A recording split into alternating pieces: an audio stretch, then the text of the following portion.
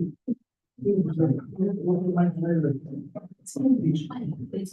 seconds, councilors.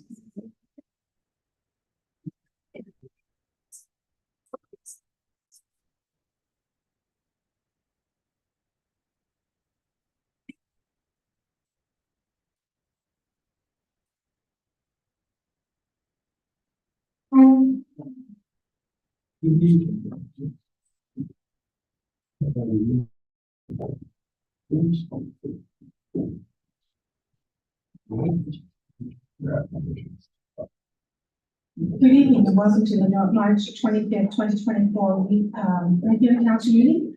Members of the public were provided with the following methods to watch and or participate in this local meeting. Attend in person at the North Campus Community Complex. Attend electronically via Zoom to observe the meeting or to speak to an item on the agenda.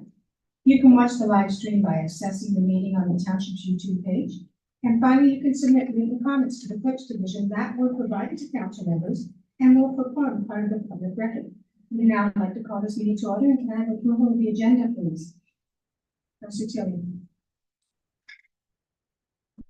Moved by myself, second by Council Foster, that council adopt the March 25th, 2024 council meeting agenda as presented with the following agenda.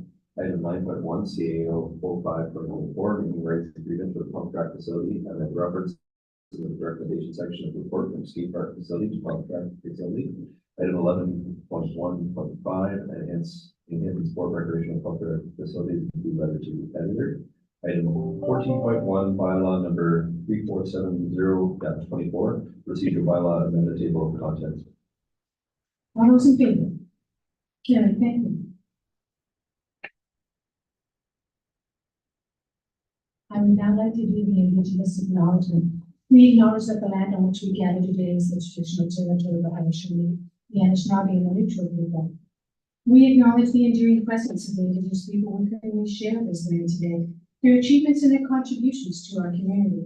We offer this acknowledgement as an act of reconciliation between Indigenous and non-Indigenous peoples of Canada. And I think a lot of people fear that the Indigenous want to take back the land or they want to pay a fortune for it, but really what they want is respect. They want to be recognized as the history of this land. They want to be respected as individuals. And they want to work alongside us. And I think as Canadians, I think we've always held out those dreams true as well. So I think we should pause and reflect on how we can do our part, and our part is to be a decent individual in life. So we can pause for a minute, please.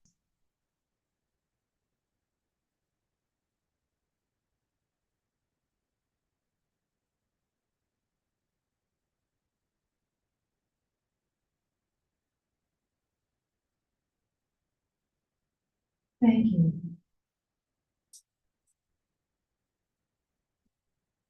Is there any disclosure of pecuniary interest in general nature thereof? Councilor Austin, please. Yes, conflict of interest, CA report number 04-2024 in closed session. So noted, thank you. Delegation, Olympia Coast Soccer Club, Michael, come on up to the podium. Hi, Michael. Good evening. How do you say it? Olympia Coast? Olympia, yes. Good evening. Thank you for having us tonight. We're honored to be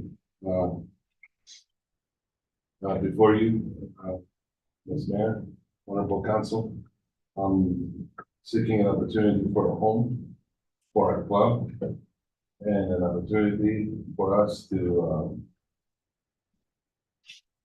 help a community that will be so close and maybe some of us live within.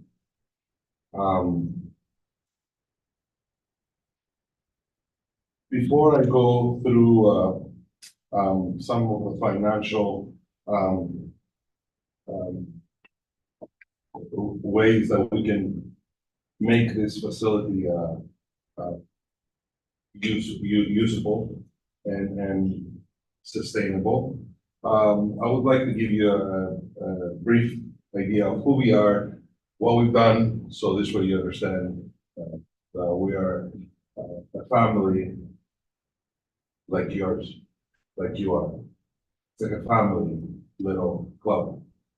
that we need to bring to a smaller community instead of a huge community. That a small family like us will actually won't look as, how can I say, it won't be a big deal, a big thing. Here, we're a small family, we're a club of 78 members. We've been operating for 4 years. 4 years, we have kids from the age of 6 to age 18.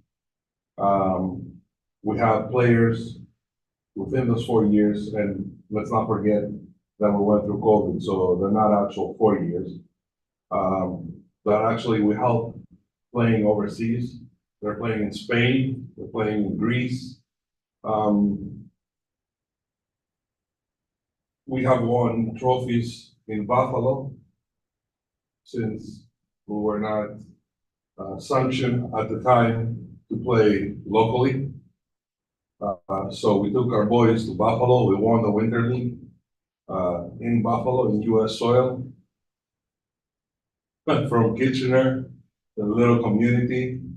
We won the Toronto League, soccer league, this past summer with our U17 team because we were not sanctioned to play locally. We have the little ones just won, and we got our little Robbie over there that he won his first trophy with us. It's a family thing. We have a big team right behind us. Olympiacos is a European team that participates in the Champions League constantly, based in Greece. I have here championships, but this don't really matter. It's us here what we're doing. But we also have a backup behind us that help us with our methodology to actually help kids progress into sports more than what they would progress if we had if we didn't have the knowledge. So some of our coaches are here today. Our technical director, Coach Chidi Emanonye, and UFA licensed coach, Mr. Santiago Torres. He's an UFC. Mr. Eddie Gazdet, he's a C license and he's going for his UFC, his own progress. We have 968 pages of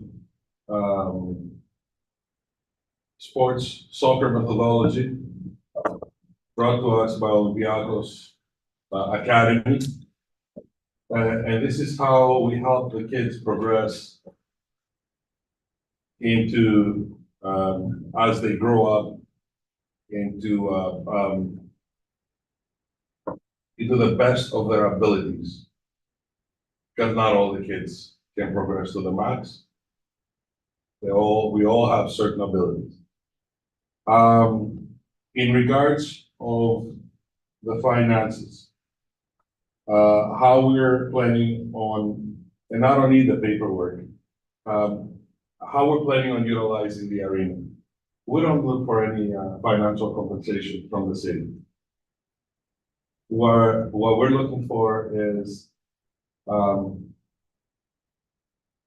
be fair because the arena will be utilized in the winter, but it will be harder to be utilized in the summer. So in the winter, there's very big demand within Kitchener-Waterloo, Ayr, even Brantford area. There's not enough arenas. There's not enough facilities to facilitate the sport of soccer. So this small facility over there can continue being operational. We'll do all the alterations that require Ontario Soccer for the facility to be legally operational. We're going to use it. We're going to put a house league, which what we're going to do is we're going to work very close we have to work very close, and we're willing to work very close with the local club, Air Soccer Club. So both of us, we're gonna grow within that facility, and we're gonna keep our kids playing soccer even in the winter. Right now, the kids of Air, that I know a few of the families, what they do is they go in and play soccer in Kitchener or Waterloo. There's nothing local. That facility can actually keep the kids here, bring more kids here, bring more families here. They don't want to go anywhere. Air is beautiful. It's a beautiful place. And if that facility from financial standpoint makes sense to turn it into something else, that else, I don't see how it's gonna benefit the community. If we can find a balance, a financial balance of what we can pay as a rental to the city,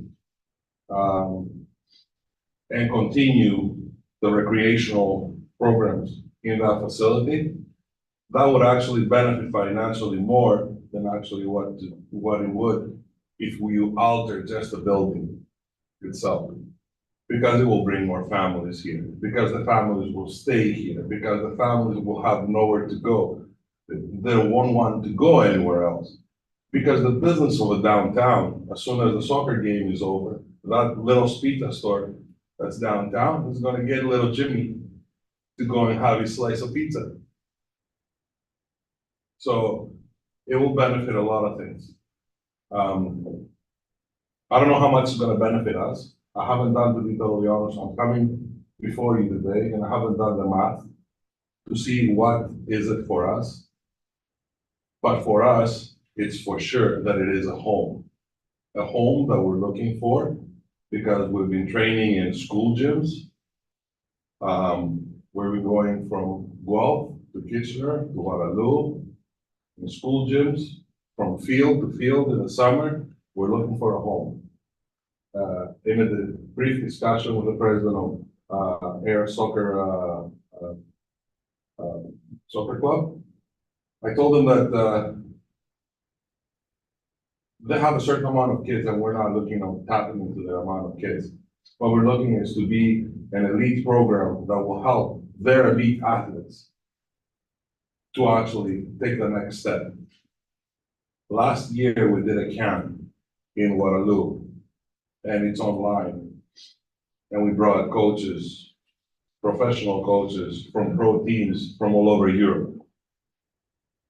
This year, the camp is still in discussion.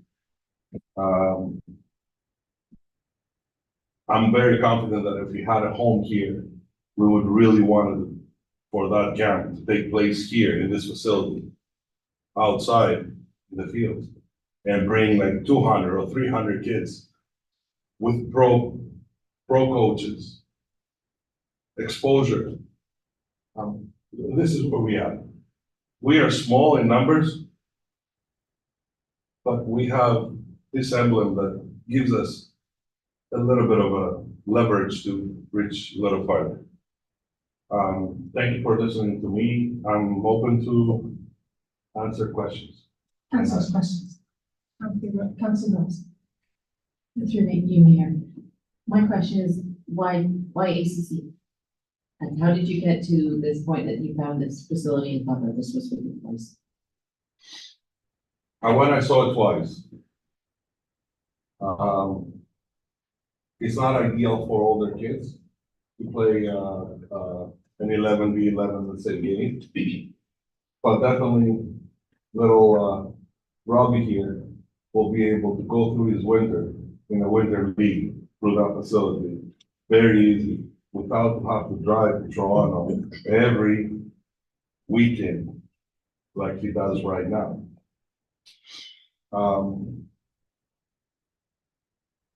There's nothing else around. Like, to be totally honest with you, I purchased a property opposite Jacobs, thinking that I'm gonna put a dome, but the zoning stuff to to work around the zoning. So there's nothing else. Like a warehouse that has poles in the middle, and that's a hazard for the kids. We won't do that. Some do, we won't. It's not safe. We rather use the schools, which is bad for the kids' knee and ankles, because of it's not made for fun, right? Plus, we like it out in the small townships. They're more welcome, they're more warm, you know, people are warmer than what they are in the big cities. So, Any other councils have questions? Councilor Tilly. What sort of setup, I'm just interested in hearing what would be required for the equipment or for this, sort of space to be used? Is it, would there be something where it'd be a shared space or would it have to be dedicated to soccer alone? so the entire arena will be, we're gonna stop at compressors. There's not gonna be any ice. We're gonna put a padding underneath, and then the artificial grass that requires.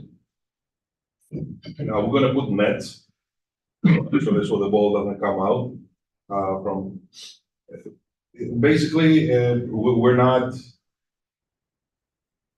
I don't know if you've ever been to, Bud Park. It's gonna be something like Bud Park. And I think Bud Park has been thriving for so many years now. So many good players and good kids and good programs have come out of Bud Park. Michael, have you connected with our staff? I'm sorry, Have you connected with our staff yet? when you say, the, Yeah, so yes. So, and, you've had some discussions?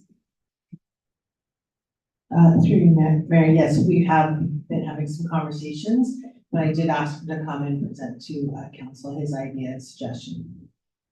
See, I really love your idea. I love that we can be a part of this, but whether it will work or not, I'm not sure we can make that work, but I think we'll give it our staff and see what can happen. I'd love to have you work with staff and come back and present to us again, if our staff present to us again in the future, letting us know what you've come up with.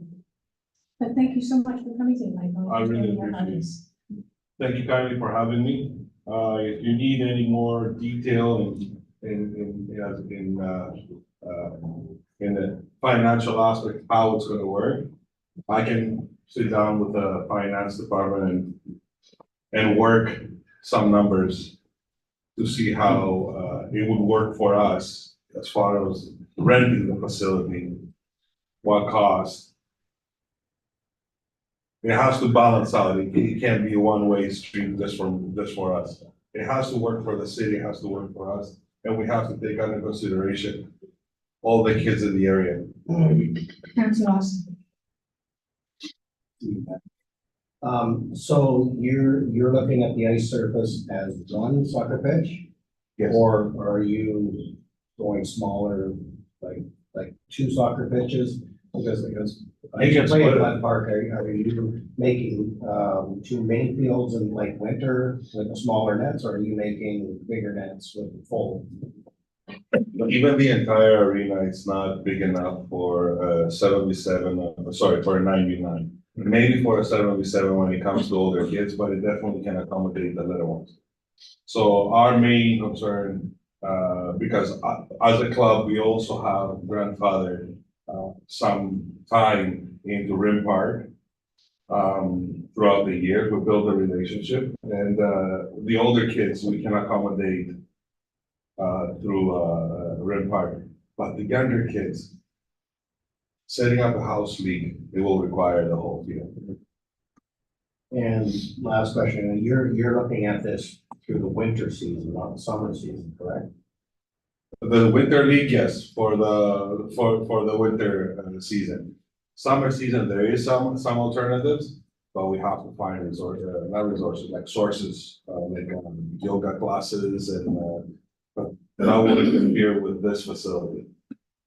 And you're aware currently that we use that ice surface on a regular basis throughout the winter season.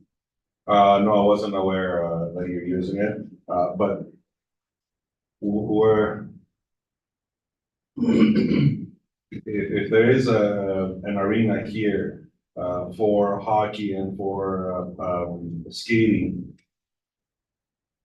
maybe the kids from, soccer world can benefit as well. We're not looking for any financial compensation as far as the alteration of the facility. At this point right now, in my opinion, it's not about finances because this is just the start of a possible relationship.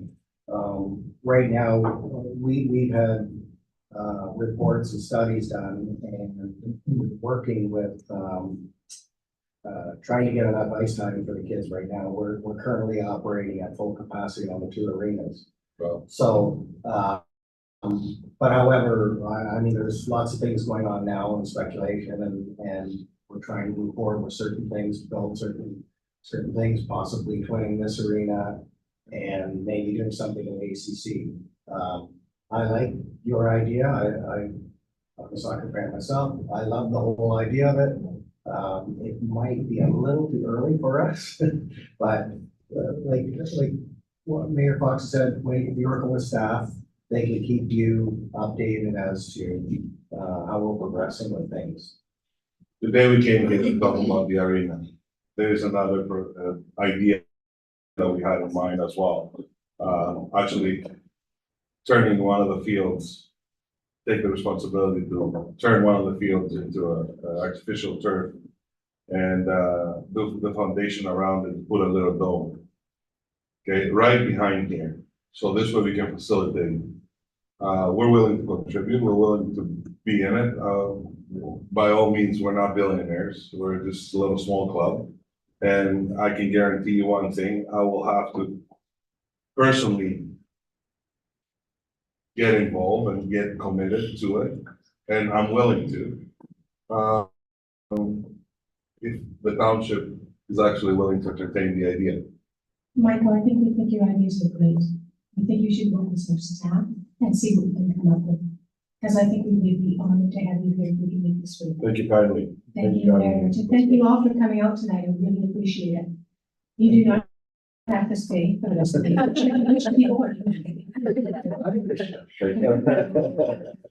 So thank you very much, Michael. Can I have the motion, please, Councilor Lawrence? Moved by myself, second by Councilor Woolman, that the delegation received from Michael Logansis of the Olympiacos Soccer Club be received with thanks. All those in favor? It's carried. Thank you. And thank you, folks. Councilor Rossner, approval of the minutes, please.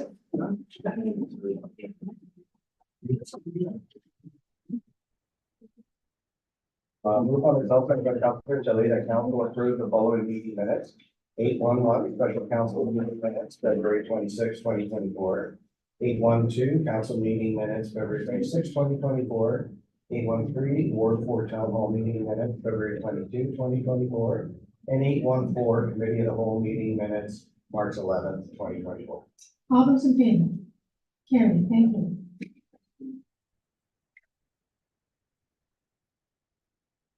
Next is the motion regarding naming rights for the Point Track facility. Is there any questions or comments before the council welcomes?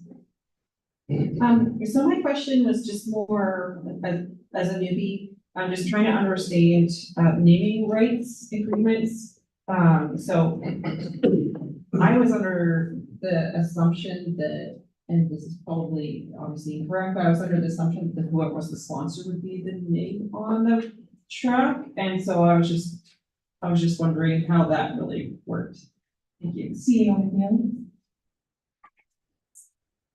So, Madam Mayor, under the township's naming rights and sponsorship policies for parks, facilities, and trails, which was adopted by council in the year 2017, it does outline criterion for the sponsorship of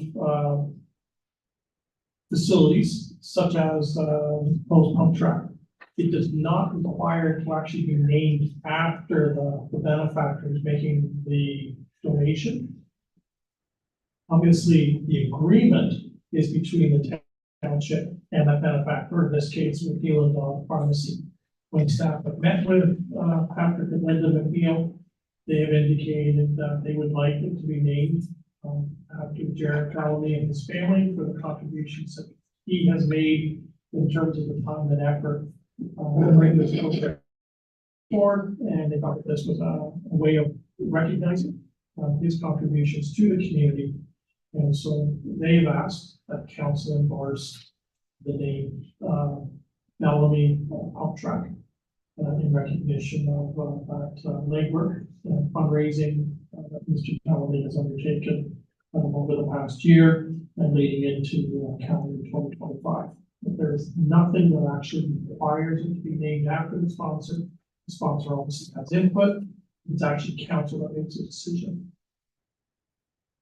Any questions of council, comments, councils? Councilor Lehman. Madam Mayor, just to follow up with the CEO, so going forward, if we do say an expansion of this building and somebody decides to sponsor an arena, can they just choose anything they want? They can call it the Oompa Arena or something like. What's the precedence here? Like, I thought the policy was set up so that sponsor would name it when McNeil and Dodd contract, McNeil and Dodd skate park or Fair Farmers Mutual Arena. Didn't realize that we have a loophole where they can choose whatever name they want. So I just want to understand our main policy. Nothing to do with this development, it's just a question of what's our policy in terms of sponsors to choose whatever they need. You bring up an interesting point because there's someone now, there's something that's offensive to township and a sponsor recommends that. CEO McNeil, I see you shaking your head. So, Madam Mayor, in the policy the council approved in the year 2017, there are a series of criteria and specific to a sponsorship or naming agreement. All of the criteria have to be met to council satisfaction. Key elements, excuse me, it must be complementary and reflective of the township's values and mandate. The sponsorship naming agreement must not imply endorsement of the sponsor or its product and services. Sponsorships, naming agreements should not result in or being perceived as giving any preferential treatment outside of the sponsorship agreement itself. The recognition of the sponsor will be designed such that it will not detract from the physical attributes of the location, event, facility, or service delivery. When considering a sponsorship naming agreement, the township will consider the public image and reputation of the sponsor, prior involvement in community activities, and willingness to participate in future activities. And then there's also what they're called best behavior provisions. So this agreement was adopted by councils for a period of 10 years. If during the period of the naming agreement and the 10-year period, if there is something that comes forward, there are provisions both in the naming policy but also in the naming agreement that talks about the rescinding of that named facility. If there's items that come to the attention of the township that's not in the best interest of the township. So there are criterion, and in all respects, what is in front of council reflects the approved policy. So was there a research done on the name? Do we research names? So when Mr. and Mrs. McNeil introduced to me that they wish to name it after Bellamy, I reached out to Jared Bellamy and asked if he would have any concerns as an individual or his family if the facility was to be named after him. And Mr. Bellamy did provide a response to me that, you know, he certainly never went into this exercise with the hope or expectation of having a facility named after him, but he had no concerns with the facility being named after his family, and he was certainly appreciative of Linda and Patrick McNeil and their contribution, not only to this facility, but other projects that they've undertaken to support the township, including the state park facility. And I think the point I was getting at is, they are an honorable family and they do marvelous work. But did we check historically if the name has any English? Did we research the name? Councilor Austin, go ahead. Madam Mayor. I remember going back to when this outdoor facility was being thought of. And I headed up a committee that did the assessment for that whole outdoor facility. And subsequently, I was kept on, excuse me, and very deeply involved. Our committee was very deeply involved. There's been many times where a lot of volunteer individuals were not recognized for any of the work that they did. And there's other times where people have plunked some money down and had their name pasted all over stuff. And that's why we had the last discussion about naming rights and how things were named and putting a certain term on it and stuff like that. So I remember that history. If you want a little history of the Bellamy name, it's an Indigenous name. They're an Indigenous family, Indigenous roots. And the thing is that whether it's Bellamy or anything else, we have, as council, the right to approve or not approve. So we have to decide whether we grant Patrick's, Mr. McNeil's wishes for what he wishes to be done to recognize someone who's done a lot of work for this. This whole community's always been surrounded with a lot of people that have done a lot of work. Some people are recognized, some people are not. We just have to decide whether, as council, we want to acknowledge what Patrick McNeil wishes. And if the rest of council don't, then they don't. But the thing is, I think that, like, I understand Councilor Oldham's concern. I don't want anything being called something offensive too. This isn't offensive. It's just a matter of whether council wants this or not. And I think the point I was getting at was not that family is honorable, as I said, and the individual. But we should check that history of any name we select to see if there is anything else that may have nothing to do with the individual or family, but have a similar name or the same name. And that's the only thing I think we should put in. I think that should be in our policy, that the name be researched before it's selected. And it says nothing about the Bellamy family, but it says about, it could be something else. Councilor Austin. What do we, like, if we look at, like, let's say, you know, one of the soccer fields or the Roland field or the Wilms field or something, are we looking back in history to see if there was a Wilms that was a criminal, or what are we looking for? It could be a bunch of things like, yes, yeah, and even if we use money, the history should be checked. Every history should be checked on the name, so that we don't get to the situation where we name something and usually there's a protest and we have to let things down and we do it. It's just doing due diligence. CEO McNeil, any comment? Council will have to change their policy, because that's not one of the criteria listed right now. It does talk in broad terms, in terms of align with townships' values and mandates. It does talk about, you know, an individual, family, or organization that has made a significant financial contribution, and their contribution significantly benefits the community that the park or facility serves. But there's nothing in there telling me that I go back X number of years to research the history of the family that's any asset is being named after. If that's council's request, then we should be changing the policy, and you would outline exactly what your criteria is. how far back in history we're going, how far broadly are we going into the descendants? You know, are we talking about the fifth cousin removed, or, you know, what is the scope of the review? So that if there's expectations, then those expectations are clearly understood for staff to consistently apply whatever the new standard would be. Is there not a policy or standards in most places for names now? And naming rights to someone not to research things if they're going to name a university or a hospital or? Is that not a policy, especially with what's happened in the last few years?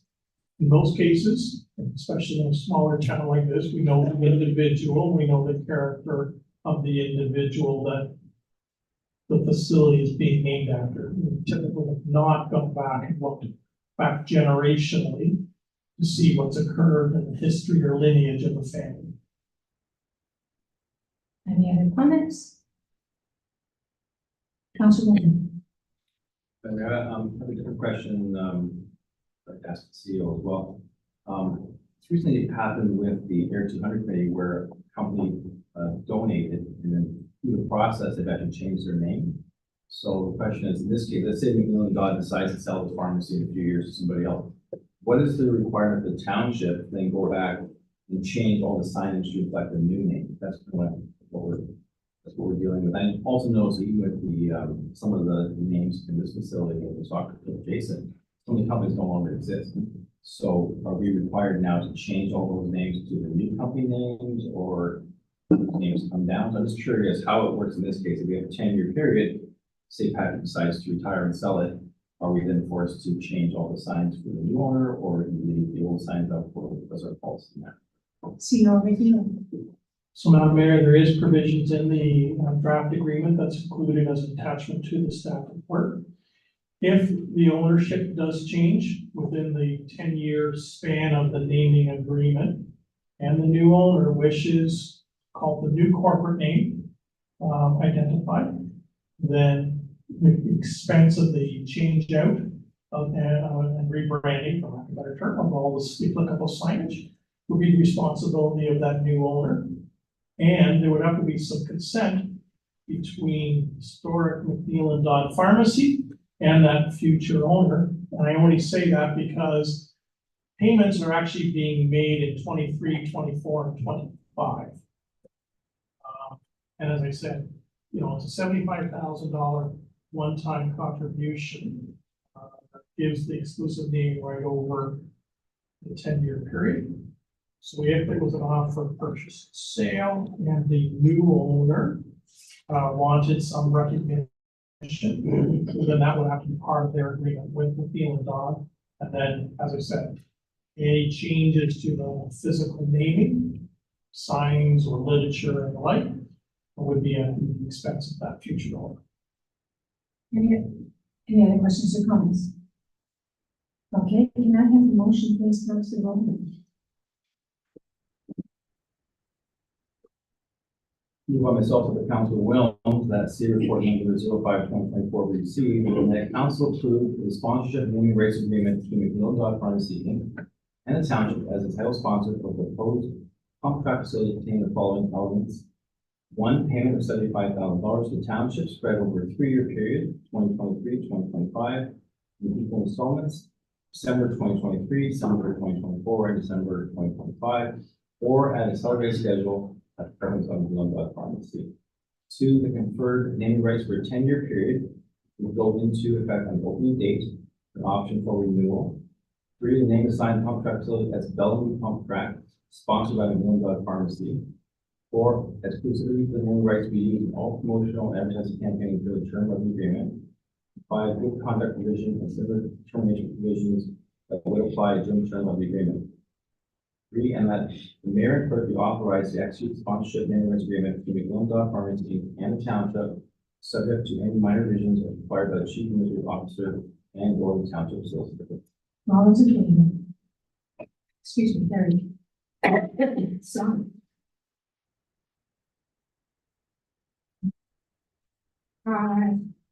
Main Street grant application, Councilor Tilly. Moved Osmer, second by Councillor Osmer, that CA report number 06/2024 be received, and that council authorize the submission of grant application to the Lime Main Street Community Activator Stream Initiative on the amount of $114,480 to support place making enhancements, streetscape improvements in the air downtown district. And the mayor and clerk be authorized to execute any documents arising from this grant submission. Are there any questions? So, really, could we have done it for the main streets and the smaller ones? As well, on top of this? So, Madam Mayor, when you look at the scoring criteria and the like, it would have been very, very difficult to meet the benchmarks that are spoken of in the application and the weighted scoring variables. Our downtown here does and meets the test. We really don't have commercial districts in settlement areas of Roseville, applied for a branch to 20 grades scale or intent. And so it's really hard to put the placemaking aspects, the connectivity that they're looking for, the ability to have gatherings of the public. Thank you, Sir. Any other questions? I'd like to call the motion. All those in favor? Gary, thank you.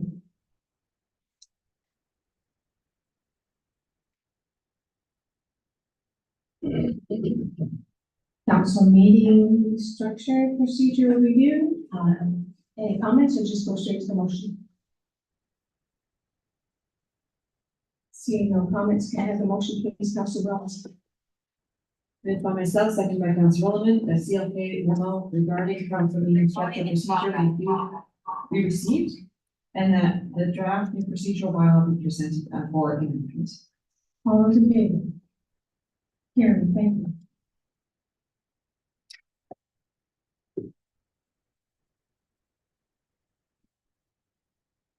Next is the motion regarding council remuneration. Any comments or questions?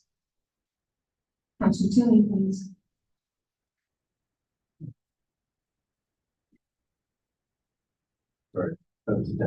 Technical difficulties. Can you repeat? Motion, please, February 26, 2024. Thank you very much. Moved by myself, second by Councilor Osmer, that PIN report 06/2024 be received for purposes of information. All those in favor? Carrie, thank you.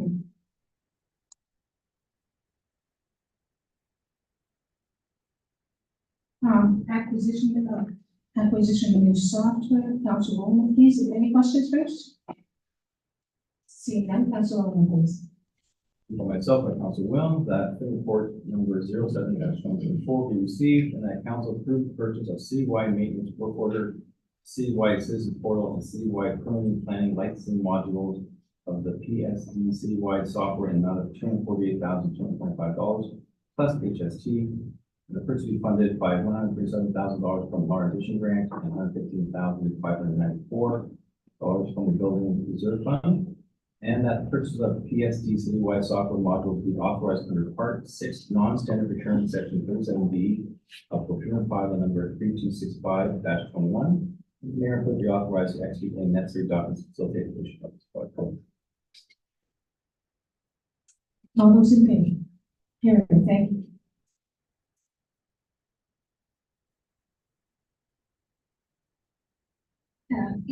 English Street improvements, please, Councilor Austin. Moved by myself, second by Councilor Tillery, that DW report number 06/2024 be received, and that council approve the award of contract ND 2024 C2 RFT for the English Street improvements in the amount of $475,844.01 net HST to G. Mello Excavating Limited.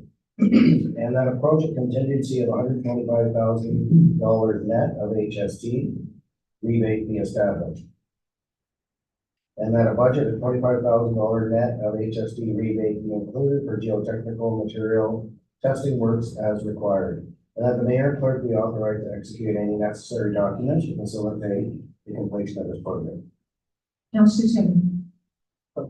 Just an opportunity to learn, looking at this, obviously the project, the pricing seems right. Just curious about the contingency amount. it seems higher than standard from my opinion. So, that's what- CO,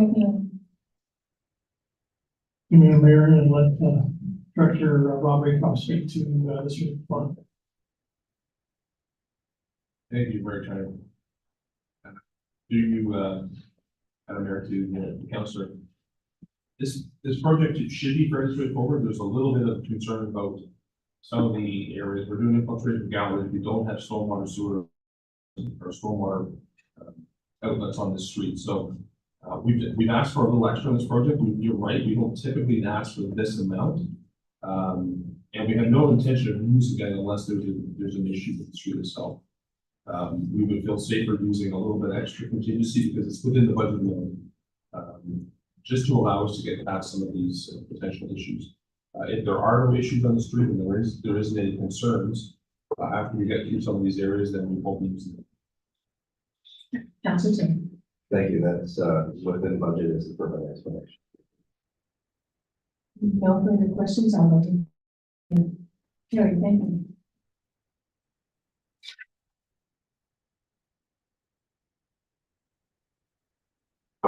And Ministry of Health requesting permission to advertise, Council Holmes, please.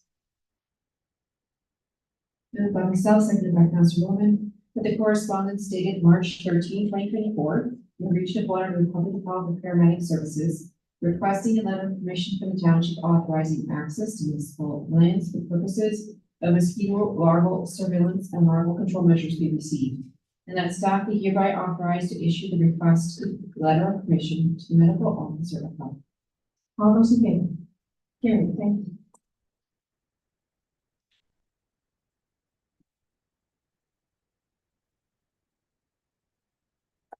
Next, Council Utility, for purposes of information.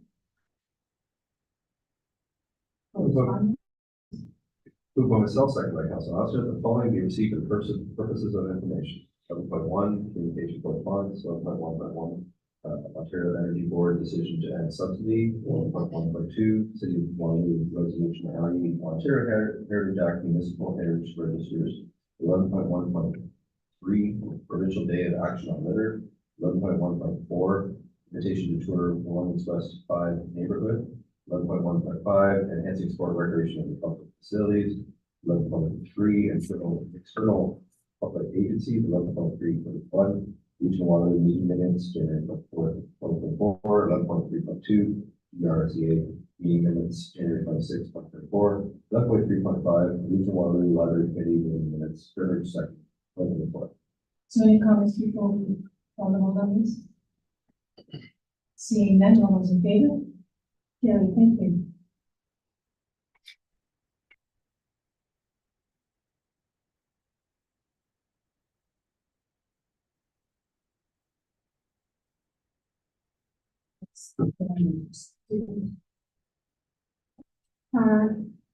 Any business?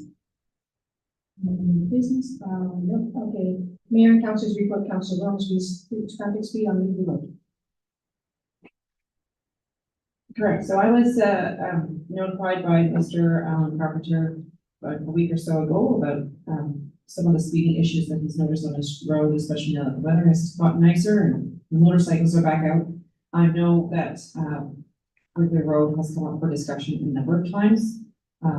Because of speeding issues, it's pretty flat, it's pretty straight, but there's also a lot of people living along the road and it's quite dangerous.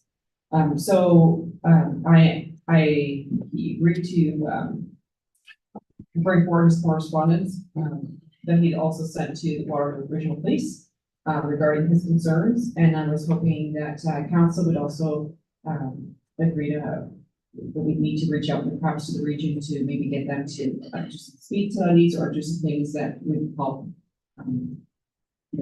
force the speed on the road, or else maybe just see if we can slow traffic down. Any questions or comments, councils? Do we have the speed sign on the road?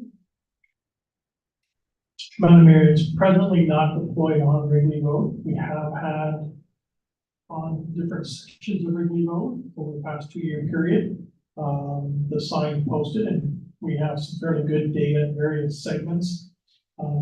along the Wrigley Road corridor. And to Councilor Williams' comments, and all shared earlier by Mr. Carpenter, speeding is an issue along the entire length of Wrigley Road. When we find the data, do we give to all the police and do they follow up with it? So Madam Mayor, it's done in different manners. We share the raw tabular data with the region of Waterloo in this case because it is their road. So we do share the input material that comes through the tracking site. The other, we are part of a joint committee that involves WRPS, the area municipalities across Waterloo region and the region of Waterloo itself.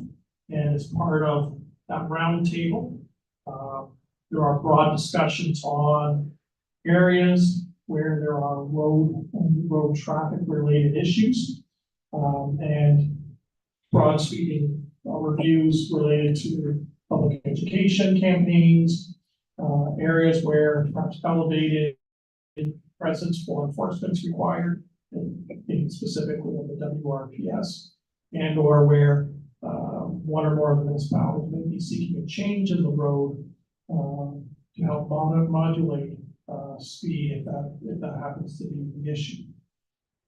In addition, generally every second week, I meet with our staff sergeant at WRPS, and I provide a roster of sections of roads where we're receiving comments either from our staff, members of council, and or the public, and sort of go through those high travel roads where we're seeking increased, enhanced traffic enforcement. So it's done in a series of different forms. Thank you. Can I have a motion, please, Councilor Ross? Thank you. Moved by myself, second by Councilor Williman, regarding 30.1 traffic speed on Wrigley Road, with the correspondence for Mr. Alan Carpenter regarding speeding vehicles on Wrigley Road be received, and that staff advise the region of Waterloo of the residents' concerns. All those in favor? Carried, thank you.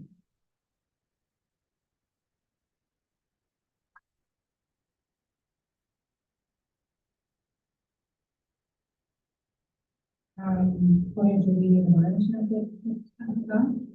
Okay, so, bylaws, I believe, Councilor Austin, please.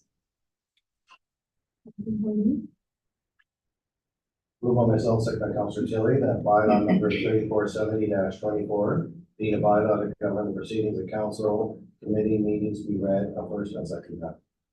All those in favor? Carried, thank you. And Councilor Williams, please. So, Councilor, that bylaw number 3470-24, being a bylaw to govern the proceedings of council meeting needs to be read the third time by pass the sign to the owner. All those in favor? Carried, thank you.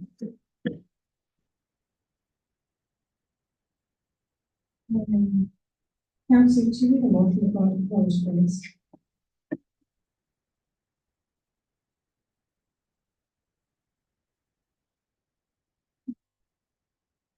Moved by myself, second by Councilor Williams, that council adopt the March 25th, 2024 closed meeting agenda as presented. No. Oh, it's right. We'll try that again. Moved by myself, second by Councilor Osmer, that council move into closed session meeting at 7:53 p.m. pursuant to the Municipal Act section S 2392C to discuss CA report number 04/2024. Municipal Act 2001, section 239G2, of proposed defending acquisition or disposition of land by the municipality or local board. All those in favor? Carried, thank you.